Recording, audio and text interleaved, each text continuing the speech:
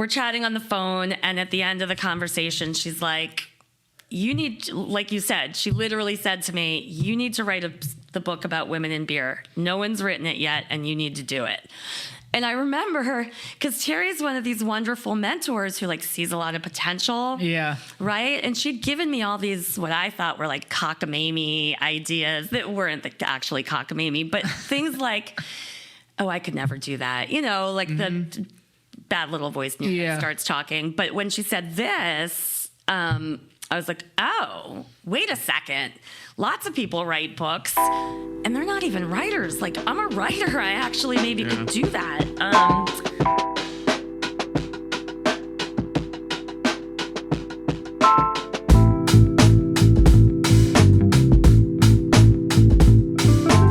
Welcome back to the BrewedAt podcast. I'm your host, Richie Tevlin, joined as always by Evan Blum. Hello, hello. And tonight we have on Tara Nurin, author of A Woman's Place in the Brewhouse, founding member of the Pink Boots chapter of Philadelphia. Right. Our Philadelphia Pink Boots chapter. And a local national beer lifestyle independent writer. Yep. Awesome. So we're excited to have you on. You're kind of somebody that everybody knows in the Philly beer scene. I think basically everyone's read your book also, so we want to hear about the book. We want to hear about the Pink Boots, kind of everything that's going on with you. And I guess you just came from a Pink Boots event, right? I did. So you brought some beer for us from Other Half. Yes. So before we get started, can we talk about the beer a little bit and pour it, because I'm thirsty. Yeah. Do you all want to do the honors, or should I? You want to pour it out? Sure. Thanks. So yeah, we just came from Other Half. I just came from Other Half. That's the royal way, of course. We were doing a Pink Boots Society donation collection for a charity that we're doing. And we're also releasing this beer, which was, as you said, a Pink Boots collaboration brew. And it's called Hop Girl Summer. Nice. And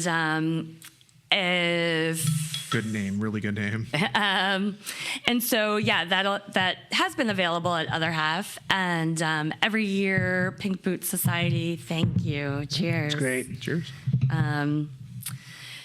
Every year there's an international collaboration brew day that Pink Boots spearheads, and breweries around the world get their people together. And make a collab brew, and they use the same malt bill, and they use the same hops. And this year, what everybody's talking about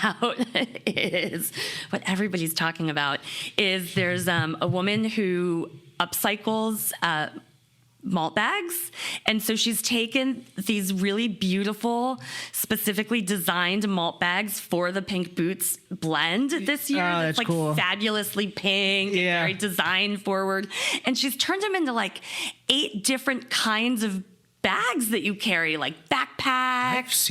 I've seen her on LinkedIn, I think. Have you? It's on my. It's not her specifically, but I tend to dress up as an astronaut for my Space Cadet brand. And it's hard to find a white backpack. So my white backpack is some backpack a brewery made through upcycled bags. They're not the Pink Boots bags.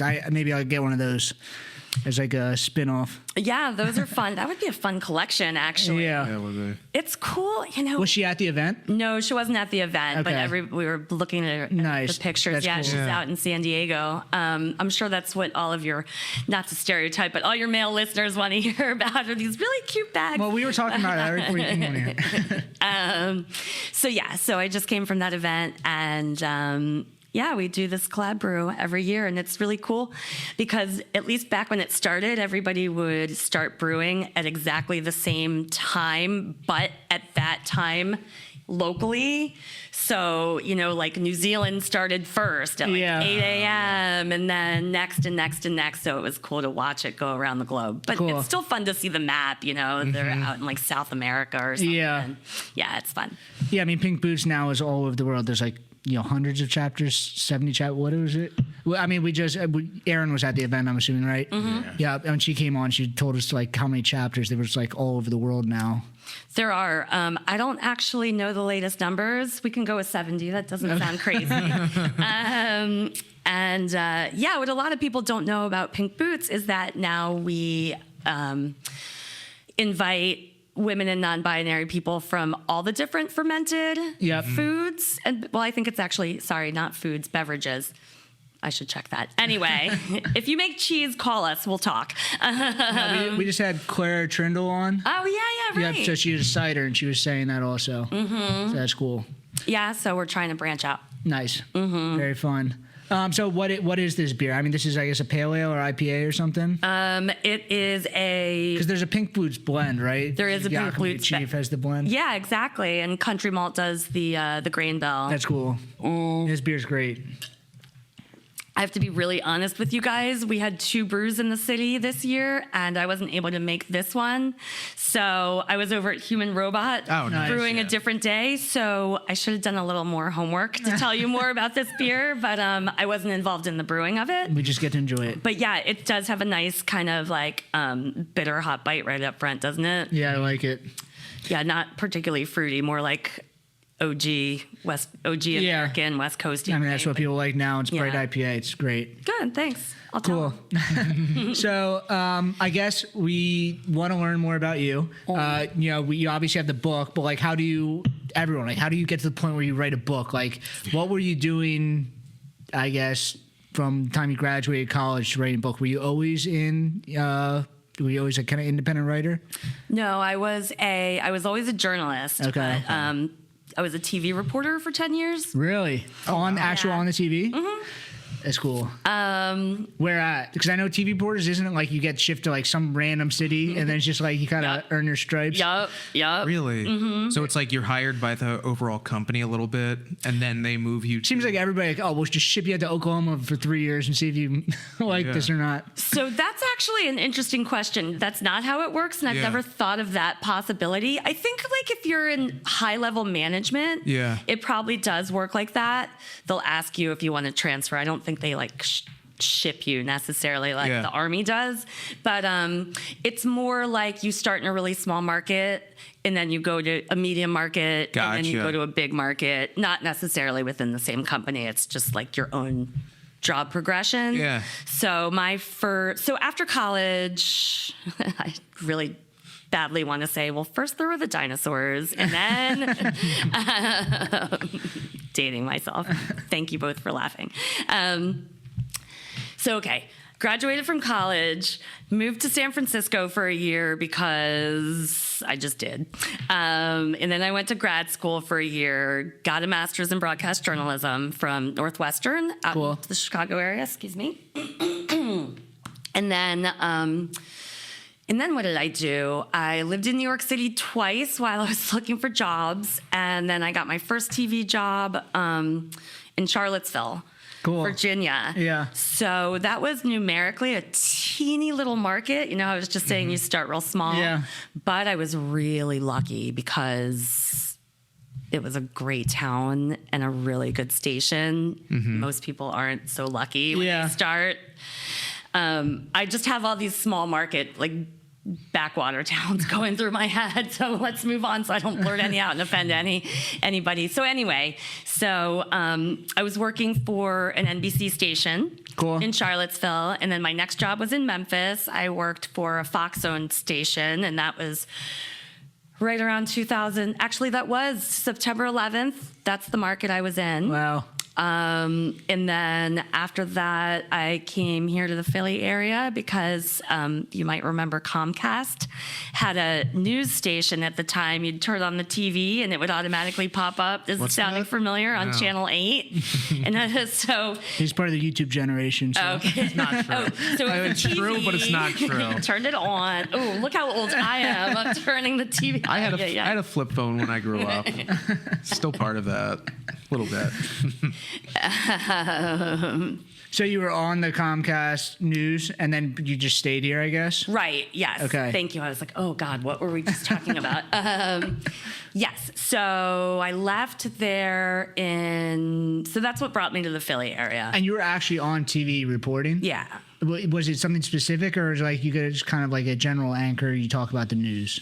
Okay. Mostly that. Okay. I mean, I had different beats at different stations. And how does that work? Does the network give you stuff, or are you like out there trying to find stuff?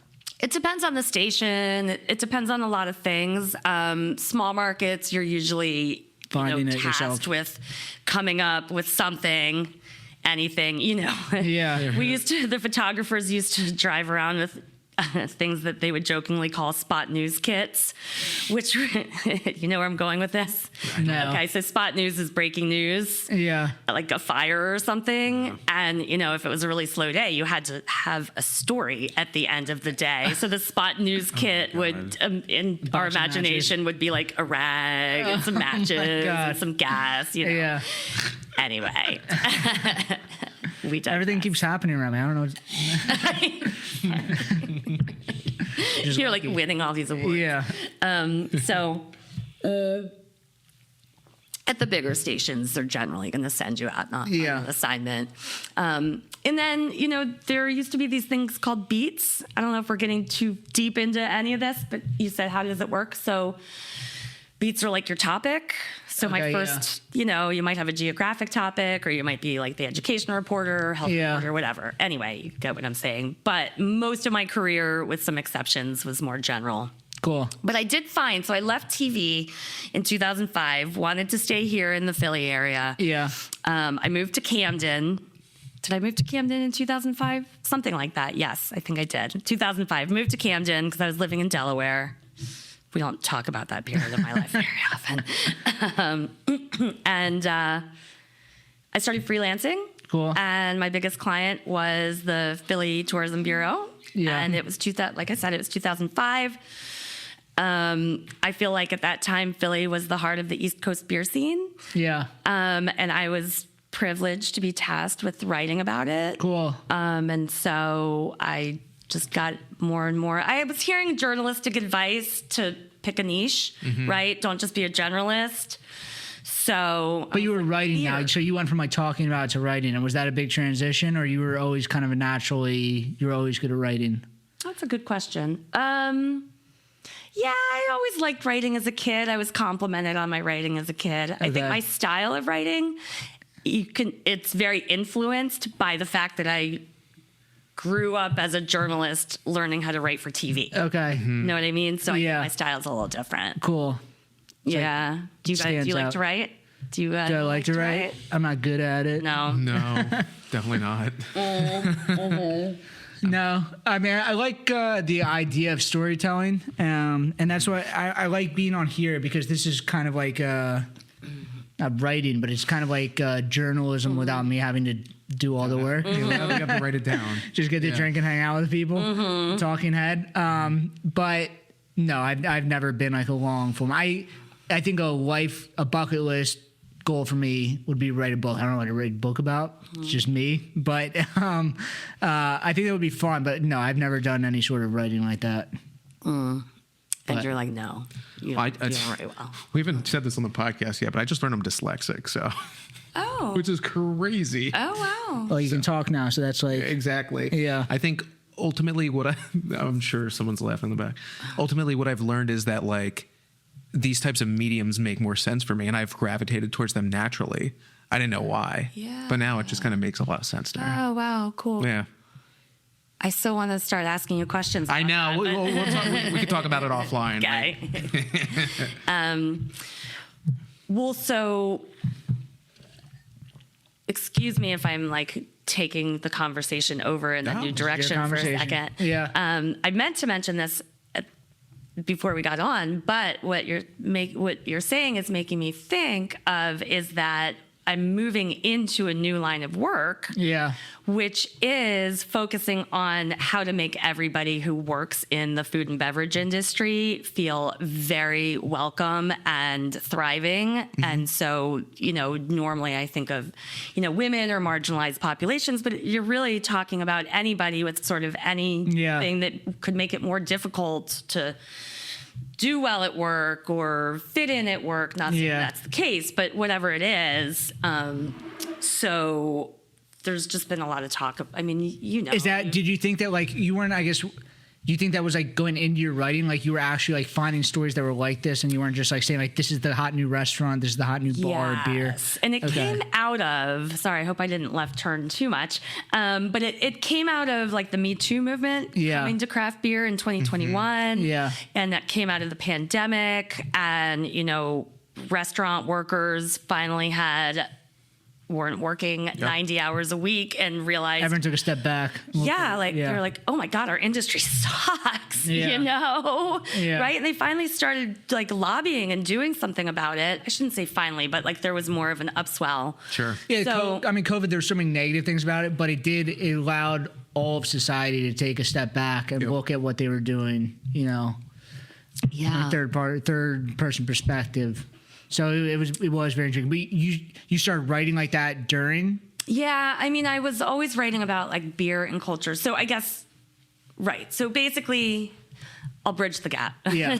Okay.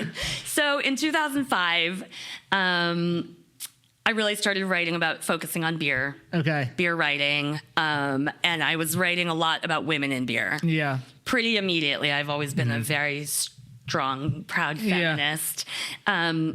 So that led to me writing the book, the first history of women in beer in book form. And then as I was being asked more and more often to speak about the issues I brought up in the book. Yeah. And as the Me Too movement came to beer in 2021, and as the pandemic, these things we were just talking about, it all really coalesced. Well, it's kind of like because you wrote the book, you immediately become like the national expert on the topic.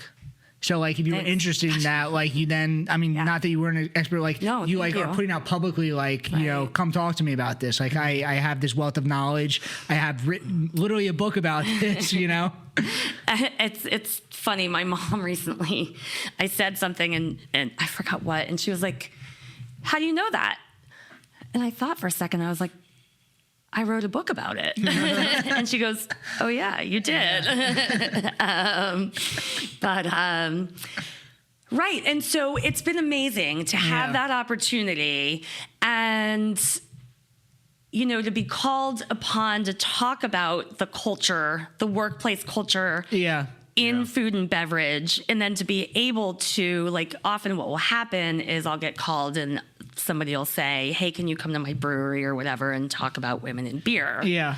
And then we figure out, like, all right, well, exactly sort of what's your angle and et cetera. But then I have a lot of leeway to bring in the types of topics that I know are important and that are shaping our industry and the people who are working in it. Yeah.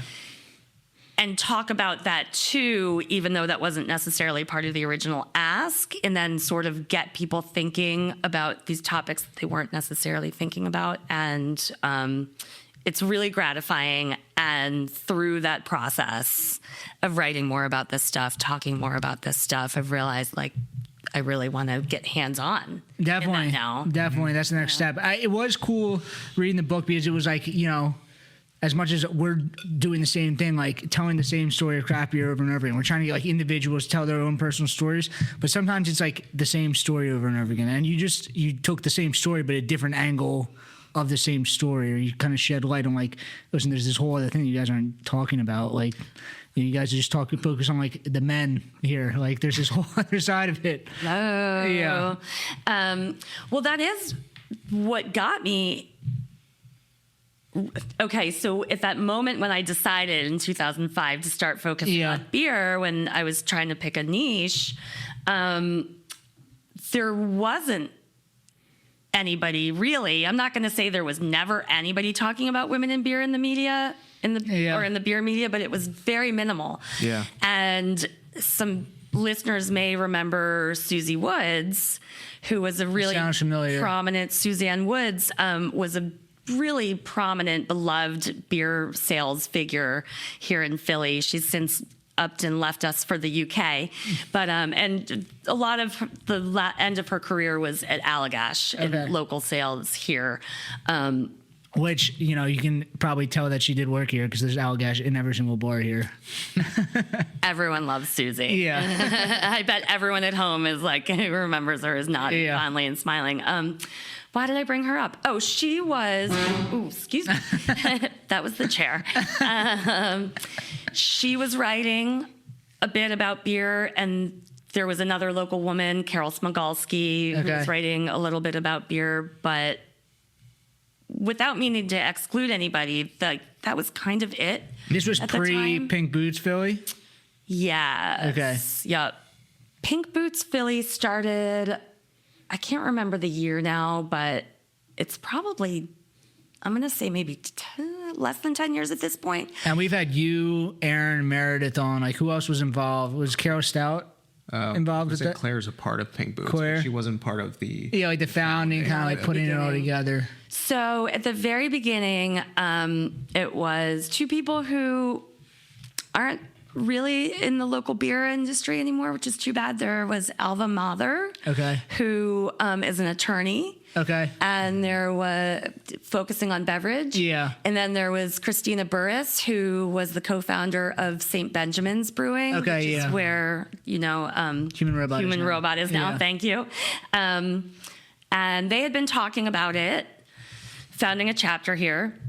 Because there weren't chapters at the beginning of Pink Boots. There was just one organization. So they'd been talking about it, and then the Craft Brewers Conference was scheduled to come to Philly, and Terry called me, Terry Ferendorf, the founder of Pink Boots, called me, and she's like, what are you all doing in Philly for CBC? I'm like, ooh, I guess we're founding a chapter then, aren't we? And started hosting an event. So Aaron Wallace, who was on your show, we held the first meeting at Devil's Den. Cool. And I think she volunteered to be president, and she was basically... The way she said was basically like... voluntold. Yeah, exactly. Like she kind of stood up and everybody else kind of sat down and was just like, all right, I guess I'm the one. Is that how it was? Okay, I believe it. Yeah, and she basically became president for life.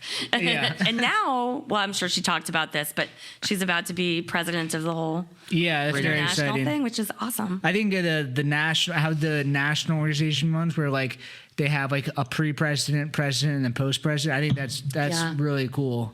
To step into like nobody, because they're always in all these organizations. There's always just like some person that works at a random brewery.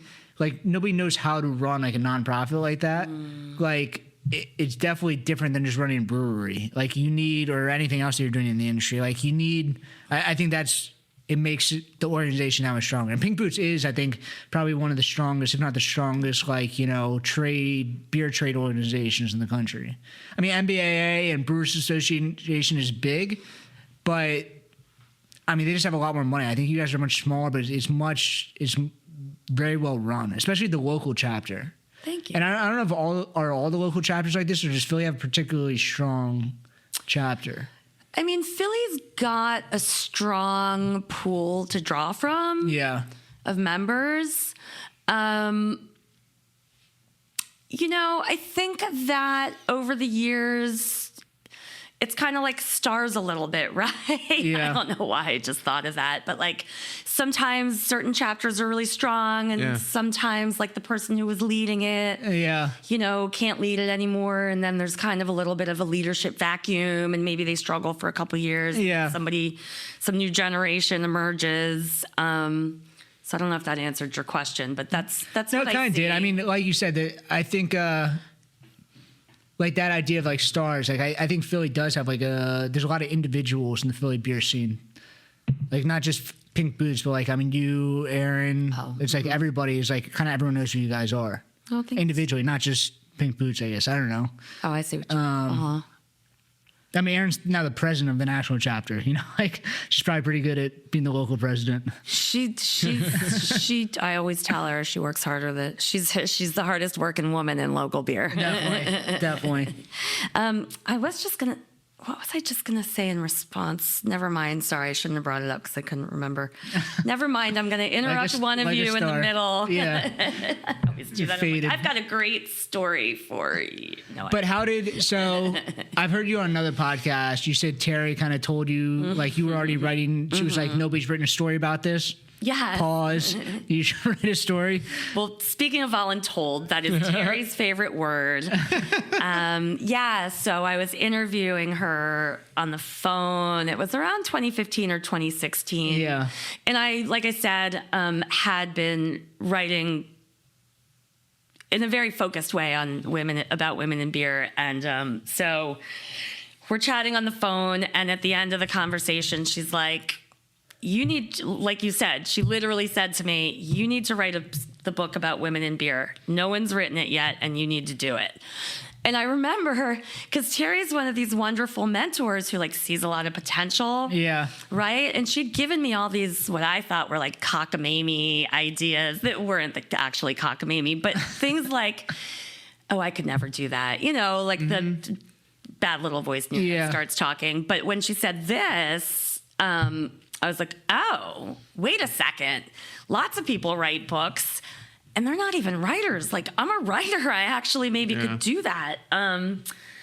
So this book is like, what, 150 pages long? Something like that, around there? I can tell you it's almost 90,000 words. Let's see. Okay. I don't even know how. Well, 90,000 words. But what you were normally writing was like probably stuff for like, I know you write for Forbes. It's probably like, what, around 1,500 words, 2,000 words?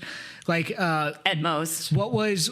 Like, were you writing things that were longer, or you wouldn't write from like kind of everything was about 2,000 words to 90,000? That's a really good question. Yeah, no, there wasn't any gap. I mean, there wasn't any bridge. Yeah. And I had no idea how to do it. You know, I think I kind of like took a couple stabs in the dark to see if we're supposed to like get author software or something. Yeah. And I was steered away from it. And I just had a lot of documents. Like my organization, I'm still trying and wishing I could like organize all the stuff, all the files from the books. And they've never gotten organized, and they probably never will. But yeah, it was really overwhelming, to be honest. But like looking at like, you have to write a book. Like, did you like kind of like, you had a general idea about like did you have a general idea about the history of women in beer, or was this like really much you wanted to like discover it as you're writing the book? That's a good question too. I had a working knowledge. Okay. I knew a lot. Definitely more than everybody else, but probably more than most other people. I knew a good bit about the history of craft beer and women in craft beer. I already like had relationships with a lot of those women. Yeah. And I knew basics about ancient history and medieval history, enough to know what I wanted to include in the book. Yeah. Now, Terry loves to tell people, and it's true, so she's welcome to tell people. She's always like, I had to give Tara the outline. So I agreed to write the book, and then I like dicked around for a while, and I think she was like, come on already, because she's one of these people who like gets things done really fast. Yeah. So she wrote up an outline for me, and I was like, oh, okay. And then the outline changed a lot, but it's something to build upon. Exactly. Yeah. And it made me realize something about myself that I'm putting into play right this minute, which is I think if somebody provides me with a bit of a framework, I can go and do all the rest. Definitely. And you can change it to the point where it's not even recognizable, but you almost like need a spine to kind of like build that off of. Yes, that's right.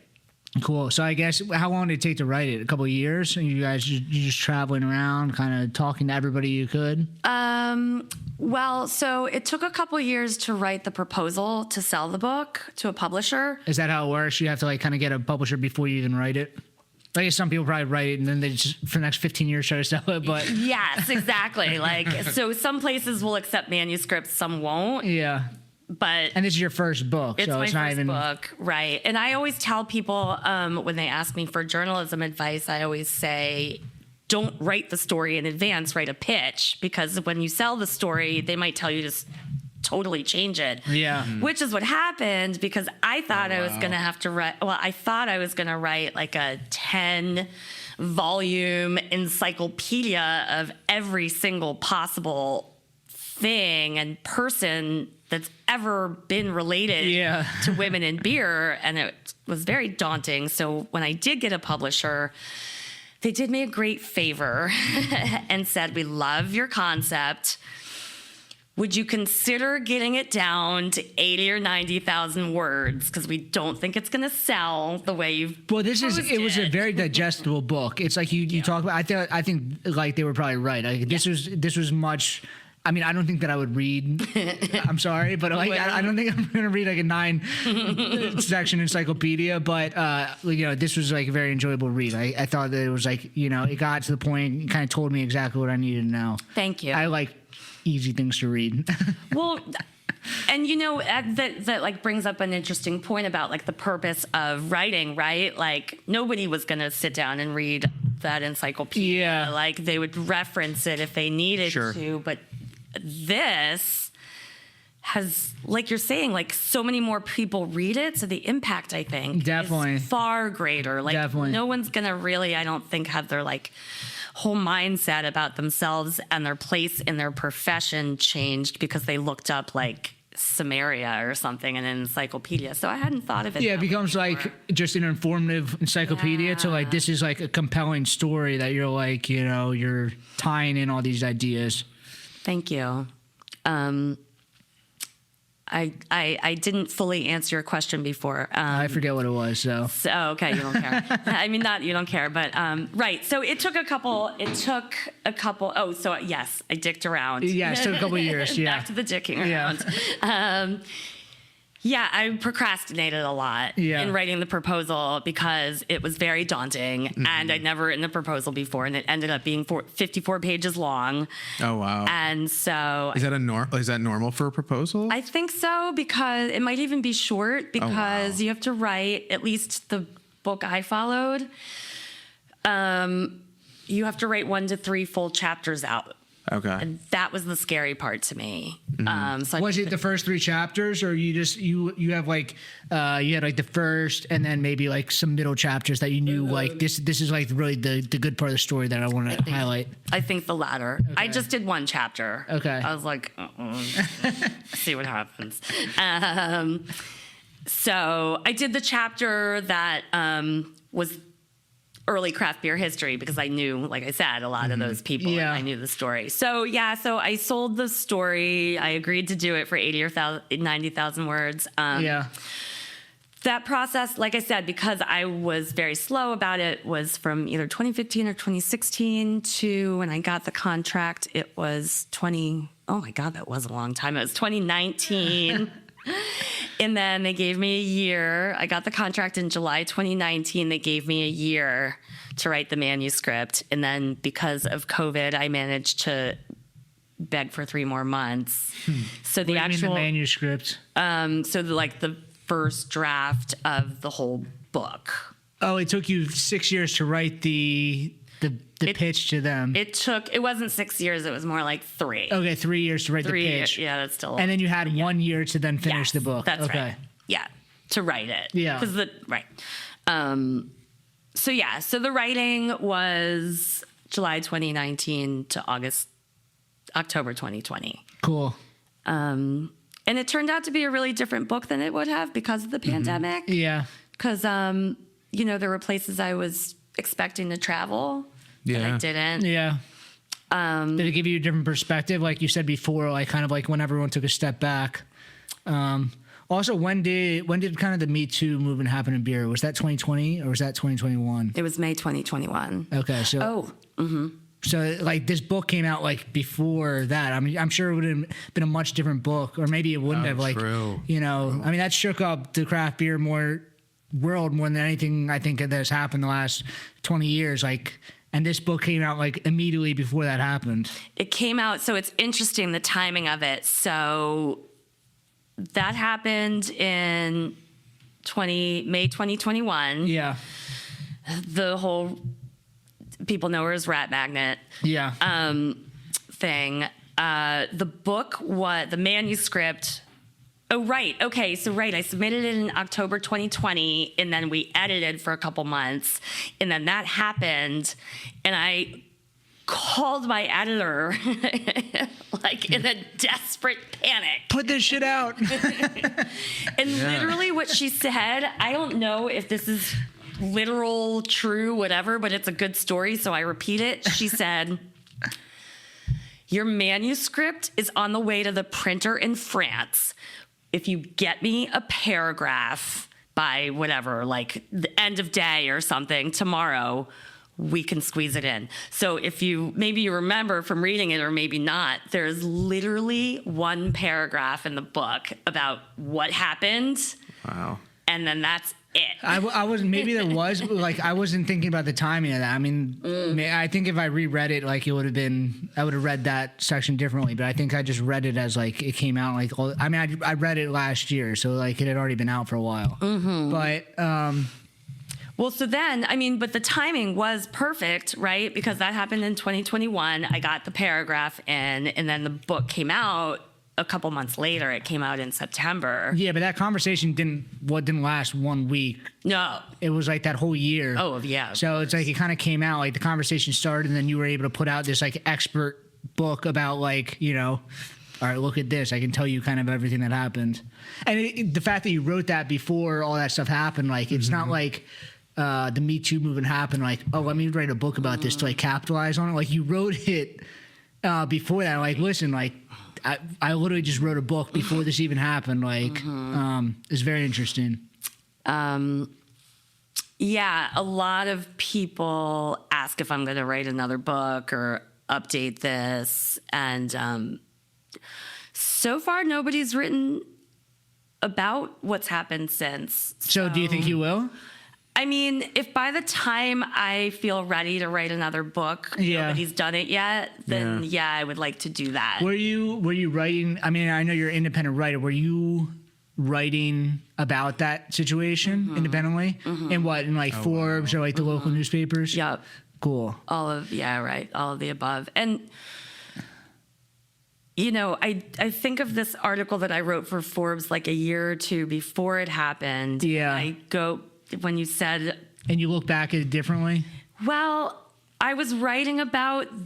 I feel like I'm trying to think of how to say this without making it seem like I'm being self-aggrandizing. Yeah. I was writing about this being this sort of these issues that came out in the Me Too movement when it came out. Yeah. Ahead of time and saying people are starting to whisper about this, but nobody's talking about it. Because people were very secretive about it before that. I don't know if you knew. People weren't even telling me. Yeah. And I'd been like building these relationships with women in the industry for years. Yeah, if there's anybody that they could talk to, like, I would have you. hoped so. I mean, it kind of made me be like, oh, maybe I have to think my journalism relationships. But that aside, like, yeah, so people were not talking about it. And then, like, I started, and I remember Jeff Allworth, the Beervana That sounds familiar. blogger. He wrote the Beer Bible. Yes, I know that book. Yeah, I'm sure you've seen it. So anyway, yeah, so we were starting to write about these issues quietly, and then they happened. And I don't know what my point was, but I'm glad. I mean, mostly, people ask me, well, what's changed? Did it make any difference? Yeah. At the Me Too movement in beer? And what I say is, well, finally people started talking about it. If nothing else. Yeah. And I mean, I wish there was still more momentum behind it that there was when it happened. Because when it happened, not just were people talking about it, like there were a lot of initiatives that started, and many are still going. So that's amazing. There were, I mean, you say nothing has changed, and like obviously, from a guy's perspective, like it's like tough for me to talk about, but it's like there were a lot of, as much as there's still issues, there were a lot of toxic situations. Breweries, we can name them or not name them, but like they did get called out, and whether they changed or not, now the public knows like this was an issue, and like females going into work at those places either just won't work there or are going in knowing that they need to be aware. I mean, I know Founders, Tired Hands, a lot of places got called out by name, Brewdog, and you know, like people don't forget about that. You know, it's been now 4 years, so I don't know if specifically in the industry. I mean, obviously not all the issues have been fixed, but at least things are put out in the open now. Yes. And so is that something, like you mentioned Tired Hands, for instance, or Founders, like is that something that you all think about when you buy beer? Or are you like, oh, I don't want to buy Tired Hands? Or you're like, And I'm not judging. I don't even like Tired Hands got like totally canceled. Like you can't even really find Tired Hands. Like Tired Hands was the hype brewery of Philadelphia for about 10 years. And they almost got instantly like they are nowhere. Like you're starting to slowly see them around now. And now I think they rebranded as like Ardmore Brewing Company. They just did. But then they're still opening. They're opening a new spot. It just got announced in Westchester. Yeah. I think under the Tired Hands name though. Okay. But Founders all day IPA drank a little bit, but I wasn't really drinking theirs. And Brewdog, I never drank their beer. So I mean, Tired Hands definitely was to me after hearing stories like that. But I was only drinking pretty local, so I never really got to Founders or anywhere else. But also, like for me, it's very unique for just like I guess the BrewedAt story is like we came on the scene after all this happened, so it was like we've been educated throughout this whole process on like you're also at a different. I mean, I don't mean to like talk to you as a younger person. Like we're similar in age, but like there is like there's a much different. But I'm going to. Yeah, so but get ready because I'm about to.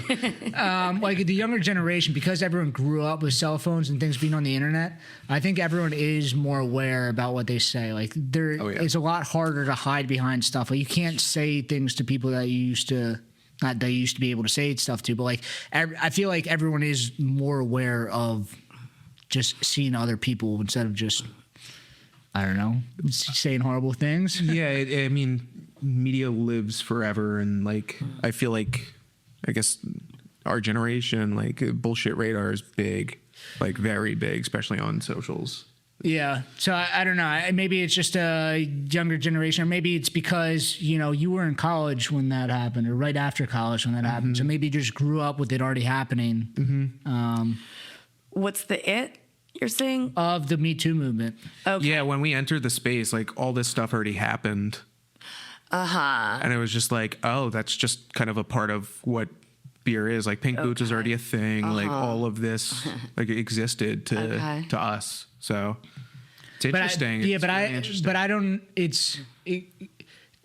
I didn't make a decision on Tired Hands. I mean, I wasn't drinking Tired Hands much beforehand, but like basically even all the retailers just stopped carrying them immediately.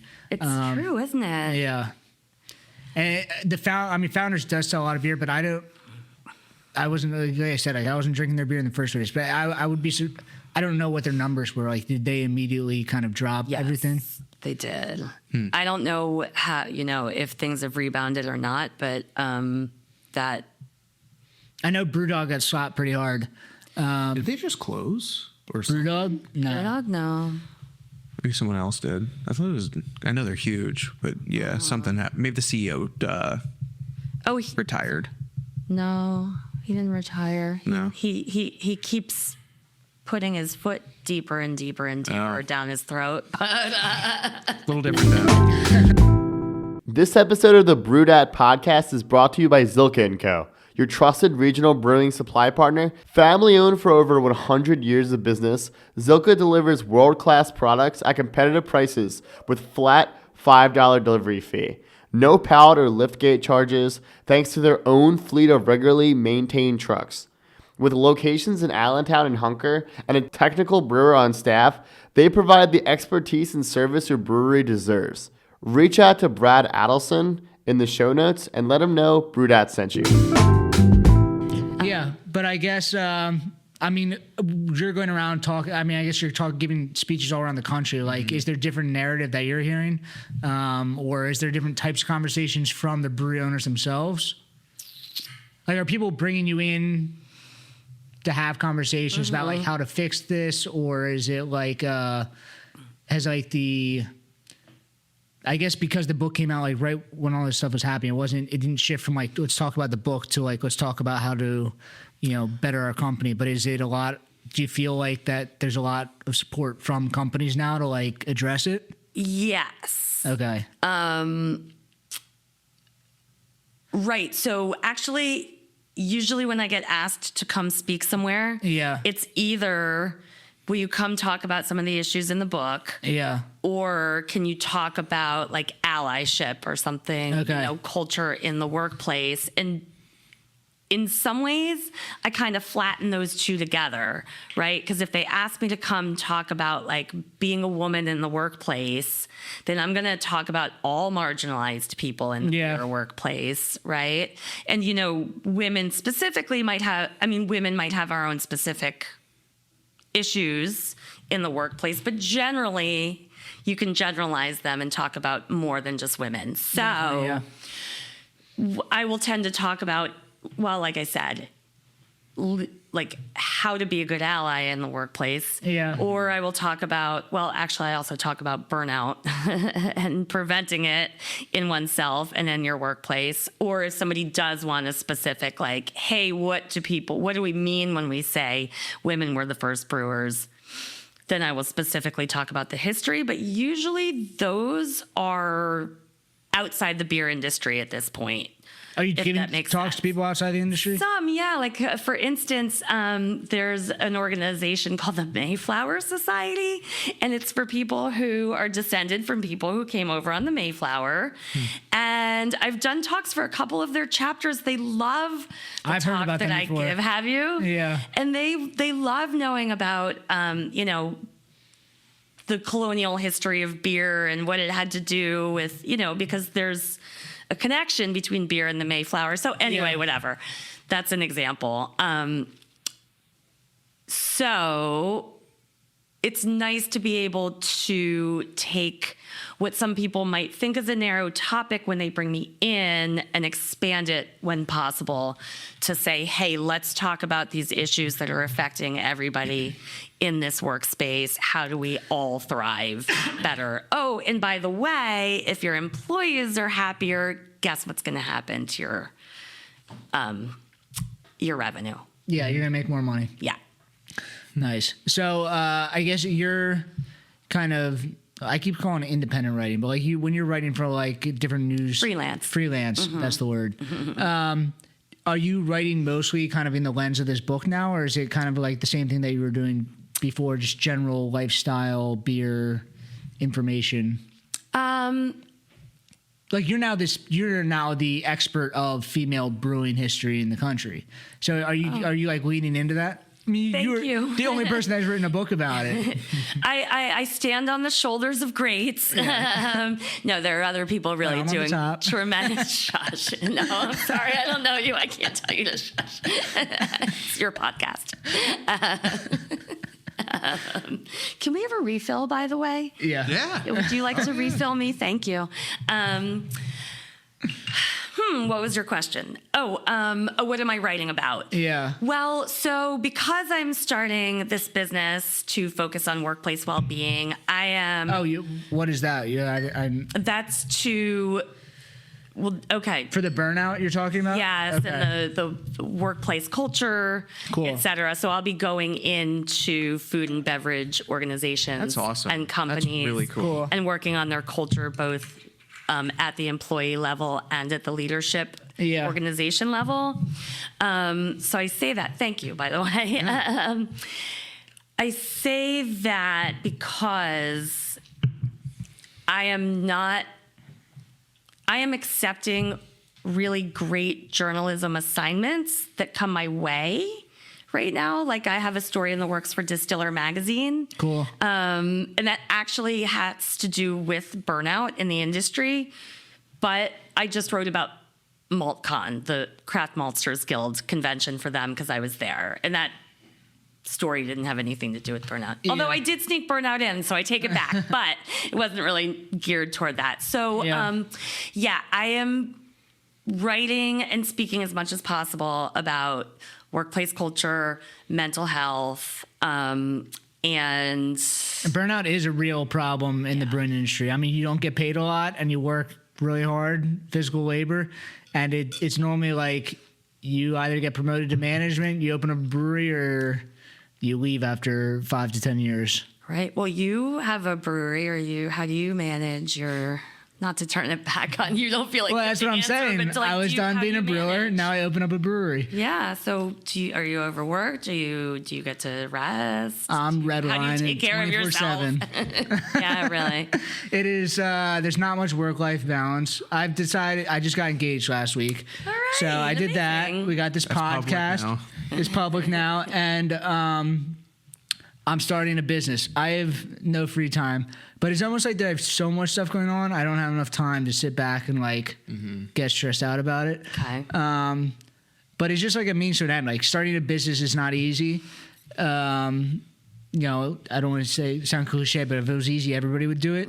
But it's like they talk about like the romantic struggle of becoming an entrepreneur and building this and bootstrapping. And it's just like I'm in the part that sucks. Like I'm just like aware that like this is not fun, but it's not like it's fun for anyone that does this. But it's like, you know, I do have a plan forward, so it's just like I'm in the part where it's a lot of work right now. I mean, it's not that it's going to be less work later, but it's just like I'm building a business. So Right. yes, I am burning out, but it's just like this burnout sounds like I'm like it's about to be done. It's just like Sure. I'm working a lot. Yeah. Well, I mean,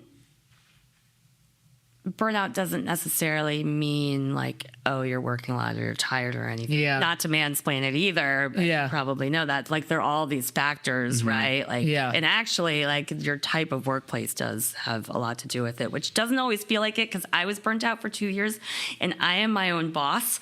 So it's weird to read, you know, definitions of burnout that are like, oh, your toxic workplace contributes. Yeah. I'm like Yeah. looking around my living room, right? But yeah, right. That's different. Like you said, redlining, right? When you're launching a But it business, doesn't like as much as like I'm the only employee now. It doesn't like my fiance has like she built her own business. Like Sam and Adelson, I watched them build the Bougie Mutt like a year before I started. Like watching you build it. Like there's lots of people like, and now I'm connected to every brewery owner in the city because we have this podcast. It's like it doesn't feel like, you know, I'm not a special unique snowflake. Like everyone goes through this. Like I don't feel like, you know,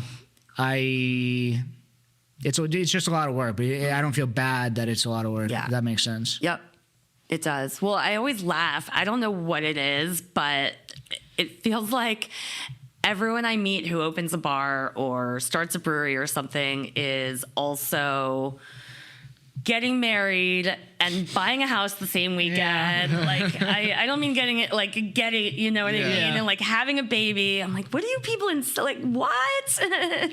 Yeah, there's no free. Super ambitious, right? Like, Yeah, it's I don't know where I'm going. It's a lot of work, but I don't know.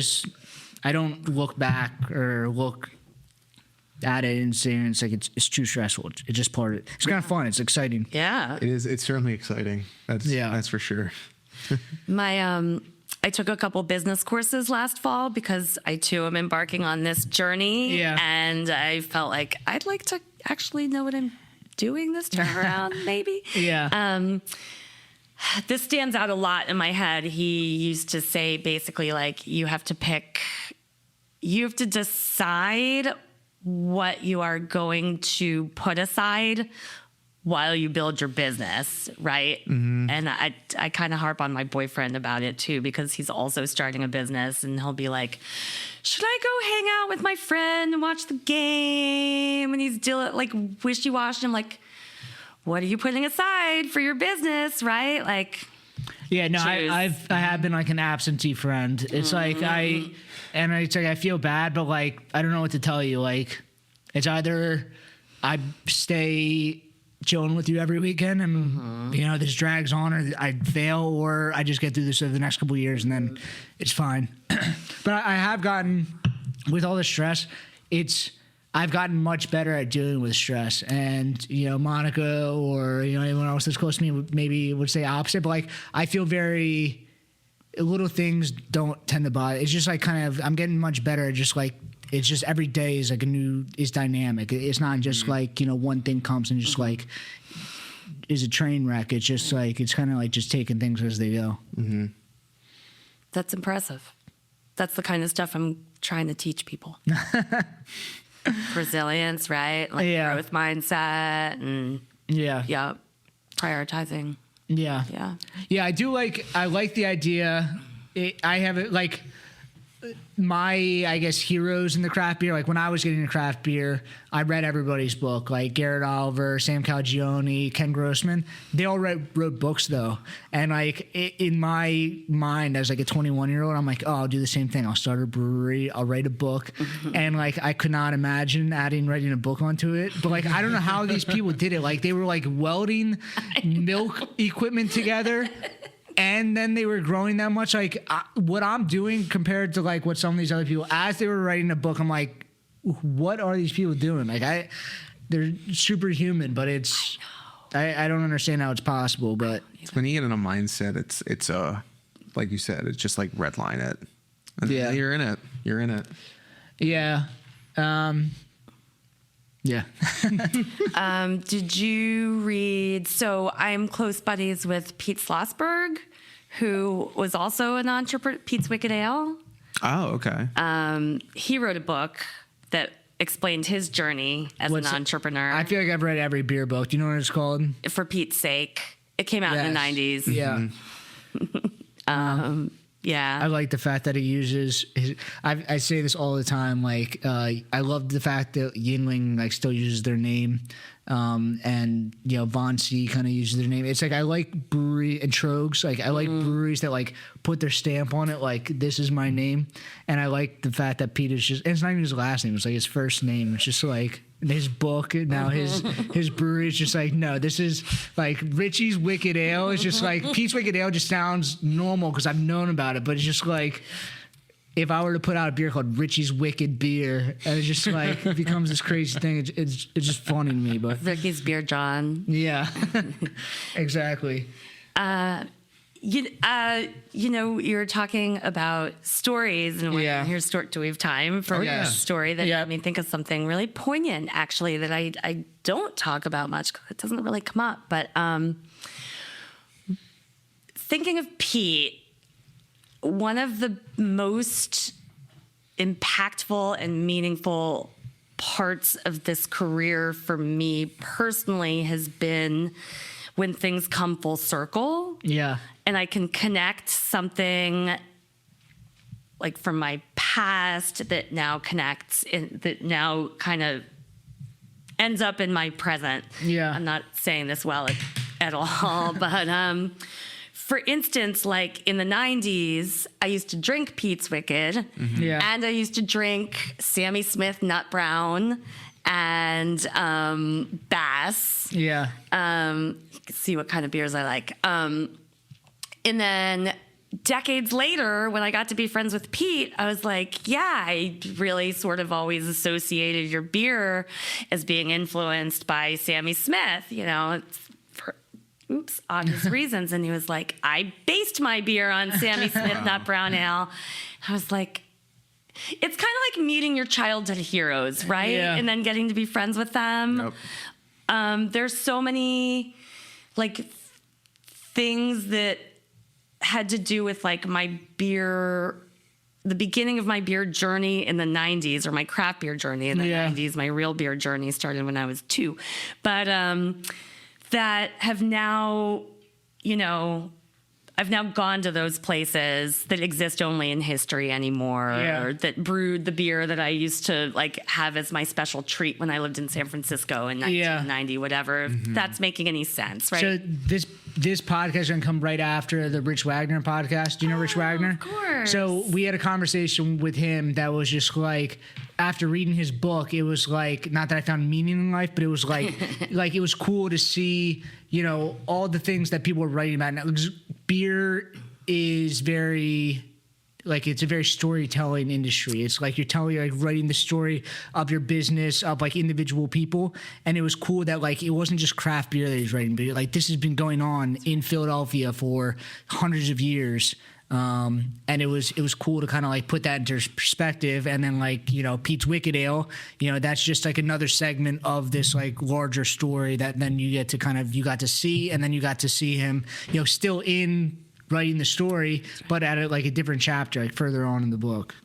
Rich, I'm so happy you're having him on because I feel like he's such an undervalued resource. We made his episode community. a 2-hour episode. We're like, we can't contain this guy. That's yeah. Well, have you had Glenn Macnow on? No. He's on the list. We got him, Lou Bryson, and Joe Sixpack Joe, whatever his name is. We want to get all of them on, but Okay. no, but yeah, have you been on the West Brewing? Because I want to ask you about that also. You're now like the second or third person that we've had on that show, and that it's cool. Like people just don't realize like we have a TV show that airs on Saturday nights that talks all about local craft beer, but it's cool that like Glenn he's an owner of Conshohocken Brewing. Yep. It's cool that like he is like a sports personality, but he is like getting on there every week to go talk about it and like kind of tell the narrative. Yeah, and so he's got that crossover audience too, right? Because he is a sports guy, and so I guest host his show occasionally. Yeah, and I think having me on maybe triggers his Rich memory or something because twice now when I've guest hosted Glenn's show, What's Brewing PA. Rich has been the guest, and the last time he showed up, and did he wear colonial garb when he came in? No, we wanted him to. He wore like a Hawaiian shirt. But he wore a Hawaiian shirt. Yeah, still electric. He dresses in colonial garb. That's what I told them. I was like, before he showed up, I was just like, just a heads up, guys. He might show up in colonial garb. But yes, it was a great conversation with him. But just another person that like writing, like more people writing books and like kind of like putting it down in history. Like that's what we want to do with this show, is just like get everyone on, like getting the personalities of craft beer on. Did you know Rich Colley? He owned Varga Bar. Of course. So when he passed, like a lot of the stories, we went to like his memorial at Varga Bar that day.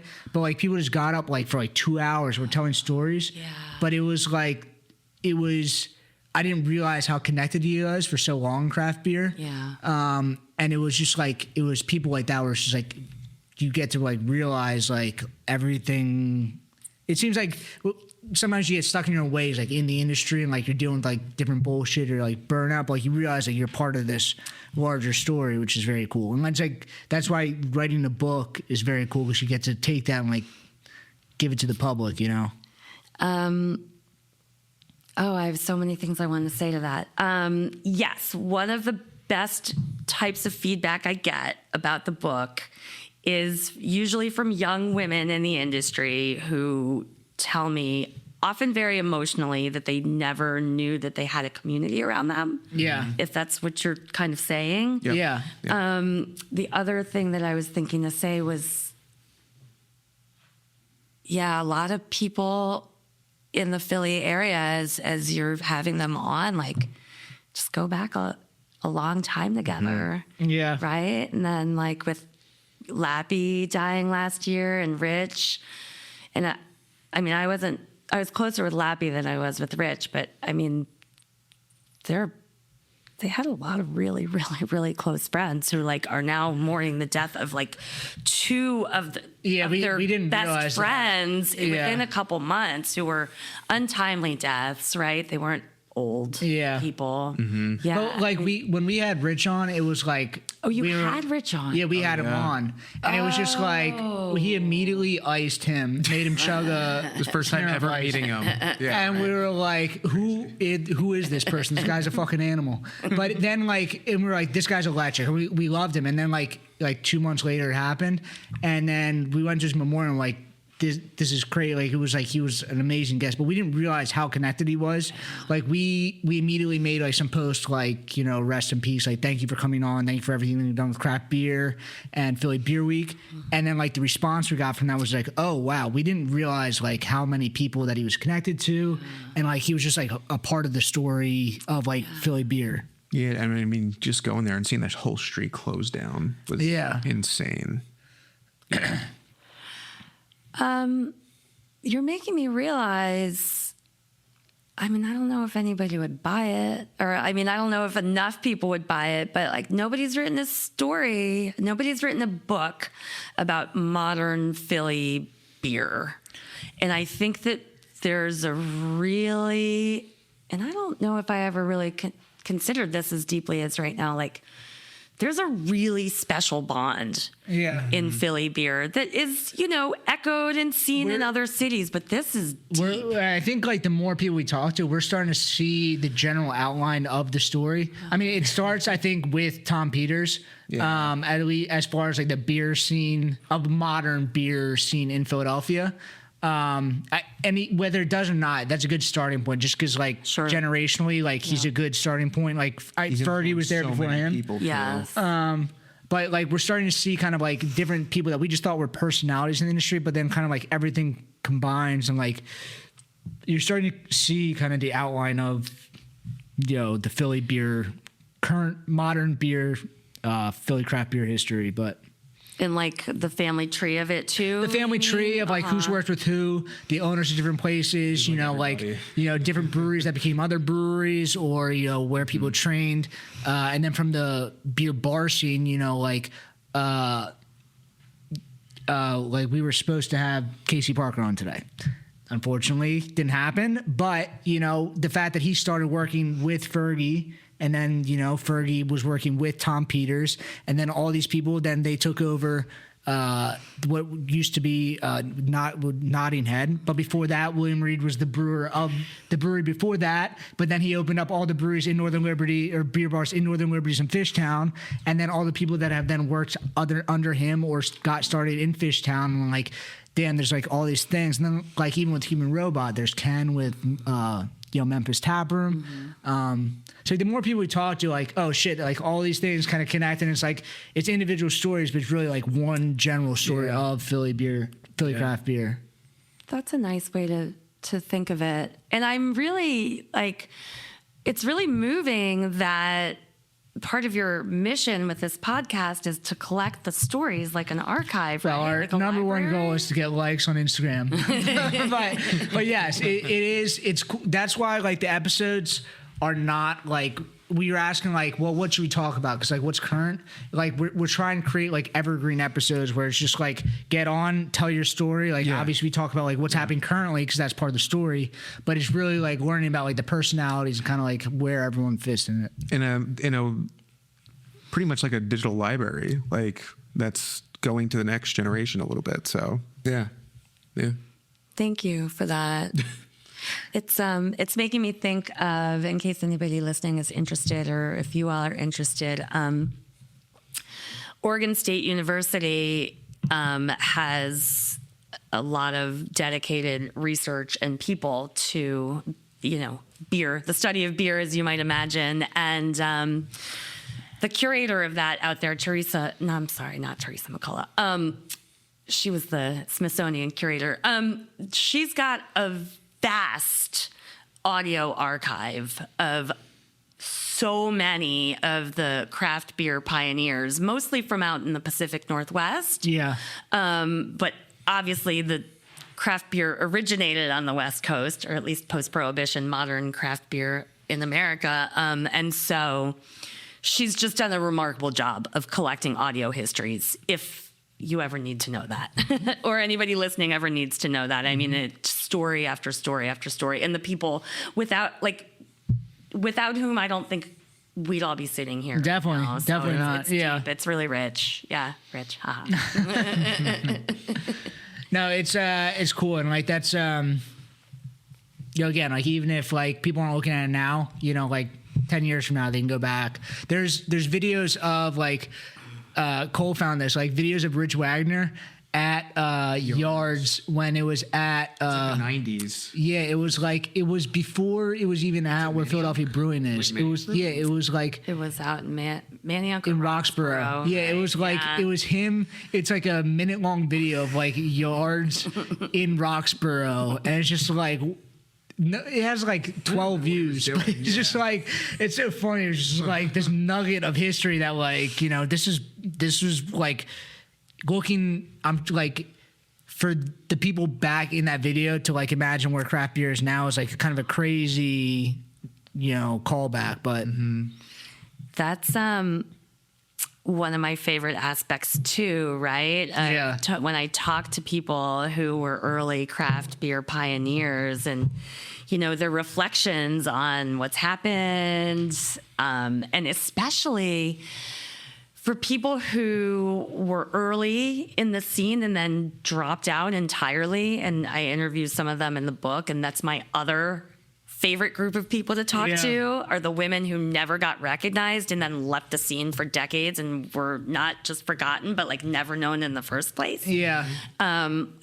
What do you think? I mean, when you look around, what is this like for you? It's like you built this empire. I mean, right? Yeah. Kind of. Well, I mean, built an industry anyway. A dream guest on here would be Sam Calagione, but he was like, he built East Coast craft beer, kind of, and he was like the face of it for so long. And then when they went through the sale to Sam Adams, he kind of took a back seat for a little bit. And you're seeing much more now, like he's getting to be like the face, not the same way that he was, but like he's starting to be more outgoing. But I would be interested to hear like what his perspective, like he went redlining for 25 years and then like kind of like what was his perspective when he took a step back and went through the sale? Like what was that like then seeing how craft has kind of like plateaued and like what his thoughts are on like, you know, the industry in general.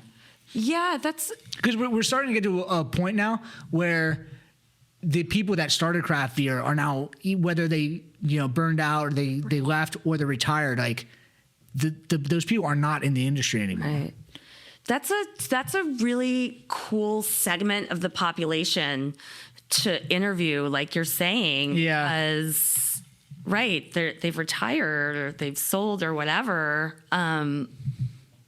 And so as they're rocking on their porches, smoking their maybe not cigars anymore, what are their reflections? Yeah. Those are really just like, there's so much to be like gleaned from that as a listener, right? Because like the wisdom, even if somebody doesn't really, isn't necessarily into beer, like there's a lot of I get wisdom there. way more out of conversations with people. Like obviously Sam Calagione would be crazy, but like the people that have seen it all the way through, I get much more out of talking to them than the people that are like the hype brewery that has like a 4.5 on Untapped right now. Like I get much more out of talking to the old school people. I mean, they have like legitimate stories, not like, you know. I mean, I wish I had a 4.5 on Untapped, but that is beside the point. Hint. I'm part of the international level Pink Boots. So Pink Boots, main education committee. Yeah. Right, not local. And we're about to start, and I'm spearheading an online speaker series where we are going to be basically what you're doing, actually, but more of like, but it'll include like a Q&A Cool. also. So come tell us your story. I'd like to focus on a lot of people who are sort of more late career people. Cool. Because I want to hear like the reflections backwards, like we're talking about. Yeah. But it doesn't have to be older people. But tell us what you've learned. Give us some wisdom. Tell us your story. And then we'll open it up like an Ask Me Anything. And some of them I think are going to be open to the public. So those will be nice kind of like Zoom fireside chat sorts of things where we can hear people talk about, you know, what it all means to them. Yeah, exactly. It gives people a different perspective. And I'm sure some of your conversation with the burnout is just like take a step back and like, you know, see where you're at. And when you hear from people like that, you kind of like are able to like, realize like, okay, It's like, what's happening right now is not the end of the world. There's a larger story that, you know, this is a part of. Oh, you mean like for newer entrepreneurs to hear? Newer entrepreneurs are like people in the industry like, oh, fuck, the hot liquor tank went down. It's just like, it's not the end of the world. This happens at every brewery, like every 6 months. Like, we will get through this. Yeah, like, right, like hearing from your elders. Yeah. If I may, relationships can be the same way, right? Yeah. Like calling your besties. Is this normal in a relationship? Everything's like super high, super low. Yeah. And then it's just like, you need to get to the point where it's like, it's not so extreme. Mm-hmm.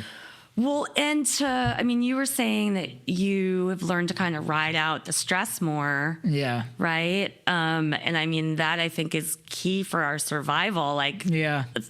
the hot liquor tank is gonna, do what hot liquor tanks aren't supposed to do. Yeah. But how are we gonna react to it? And I think about it in terms of, I like the word sustainability, but not in the eco sense. How are we gonna be able to be sustainable in our profession We as just talked humans? about that with them, because like BrewedAt is building like an event series, and it's just like, but they're building a business upon it. So it's like it's helping craft beer, but part of that is like they're building a business. But it's like it's not just like they're pushing for an individual brewery to get a lot of money. It's like they're taking a portion of that, but by doing that, it becomes more sustainable. Mm-hmm. And that's a lot stronger than just like one individual thing happening. Right. So you're saying They do events at like different breweries. Like they just did an event at Workhorse where they had like 120 people there. oh Yeah, good. we're very like everything that we put out. We want to be very Gen Z focused. Okay. So right now in the space is like just the bar scene, brewery scene is evolving. I don't think there's enough voice of Gen Z, and that's why we do a lot of media. We do a lot of events that are attracting specific Gen Z like folk, and you have obviously all the RTDs that are competing in this space. So like, how do you talk to Gen Z stronger? So that's our mission. I would love to hear more about that. Oh, there's An hour later. And that's really valuable because I worry sometimes, what if I'm in a bubble, right? Like I know what the people, obviously if I'm writing a story or interviewing people, I will get whatever array of voices I need to for the story. But just in going about my existence, I mean, I'm Gen X, man. Like my friends are mostly, never mind, that's not true. But I have a lot of Gen X friends, right? And the more OG craft beer people, that's more my crew. Yeah. So I don't know if the things we're talking about with one another, I don't always know if that's applicable across generations or we're just kind of in an echo chamber, right? So... Yeah, and I mean, there's a lot of research that with like numbers, craft beer is down amongst Gen Z, and a lot of me is like we're very experience based. That's why we put on these experiences. I don't think it's anything to really do with.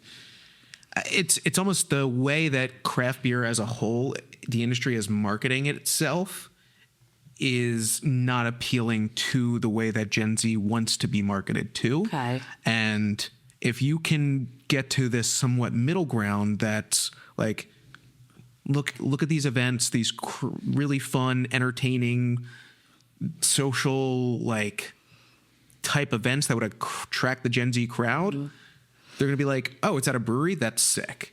And then that's going to be their entry point into the space and learning about the space rather than just like, well, this hop is doing this.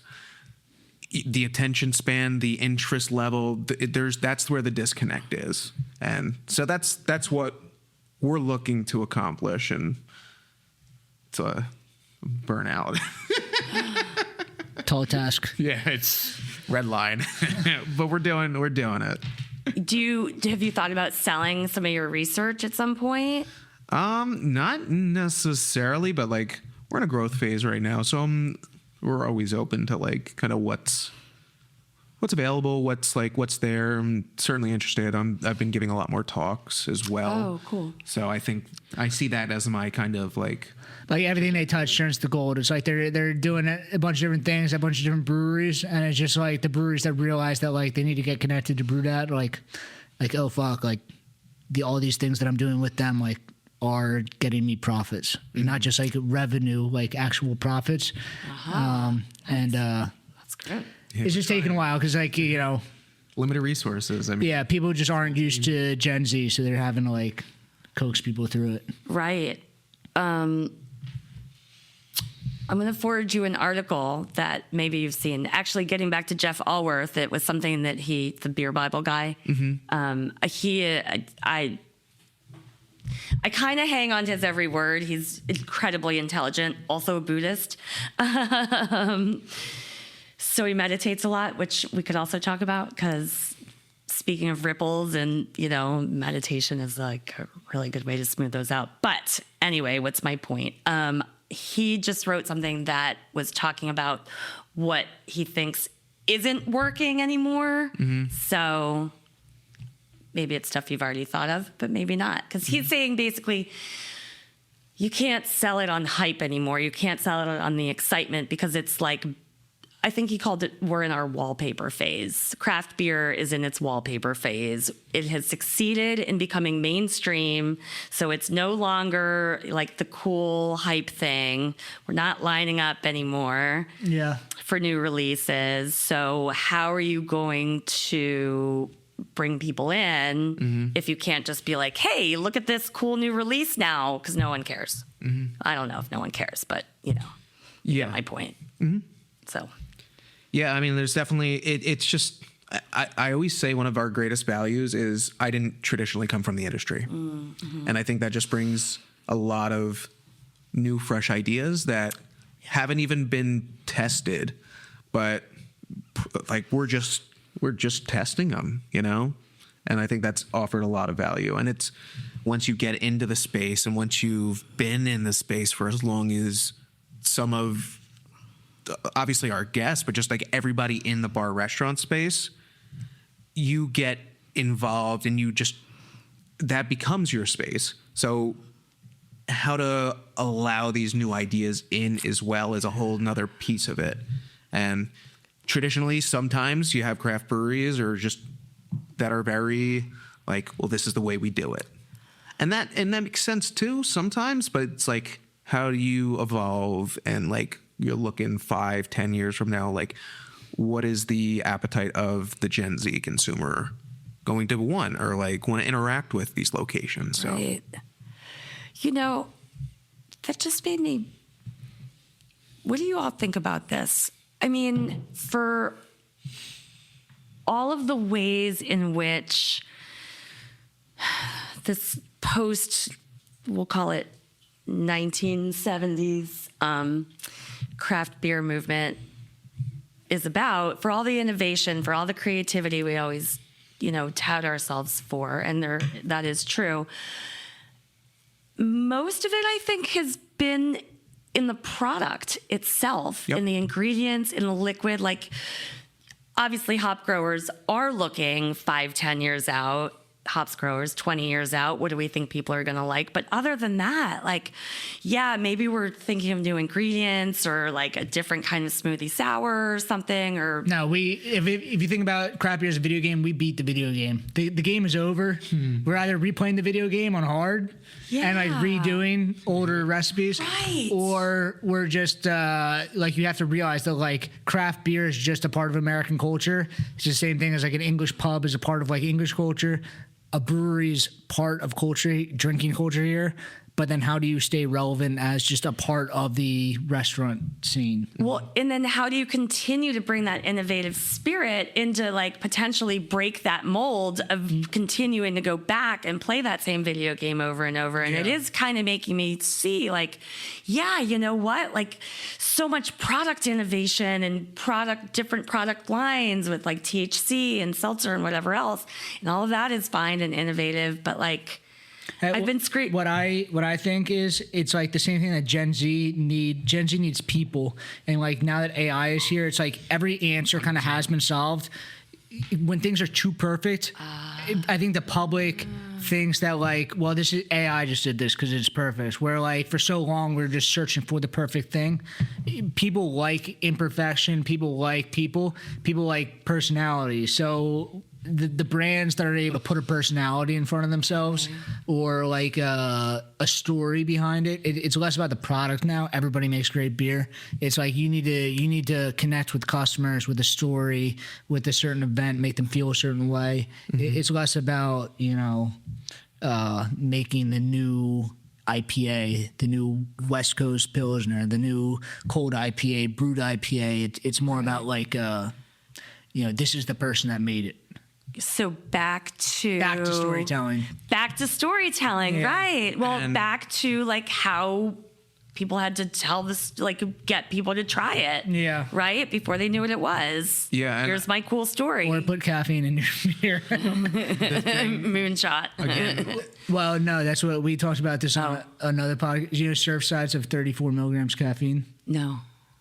No, I do. Thank you. Surfsides are basically Four Loko Lights, and Oh my like, God. and like nobody talks about it, and like I feel great. Yeah. So, yeah, I think. we've been talking for an hour and a half Yeah, I though. think we're definitely like at our time at this Yeah.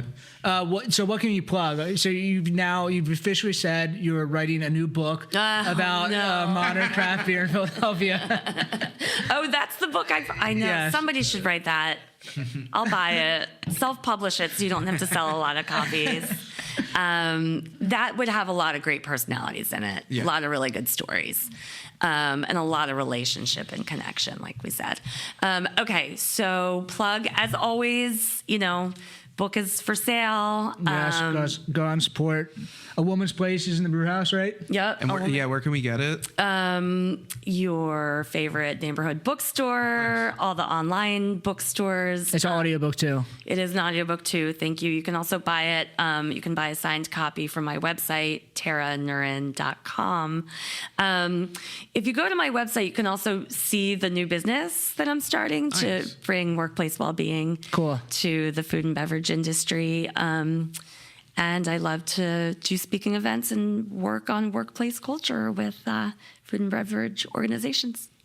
Cool. Website, I guess, is the short answer. Website, and awesome. And then we can find us at BrewedAt, at the BrewedAt podcast. We'll see you guys next week. Sweet.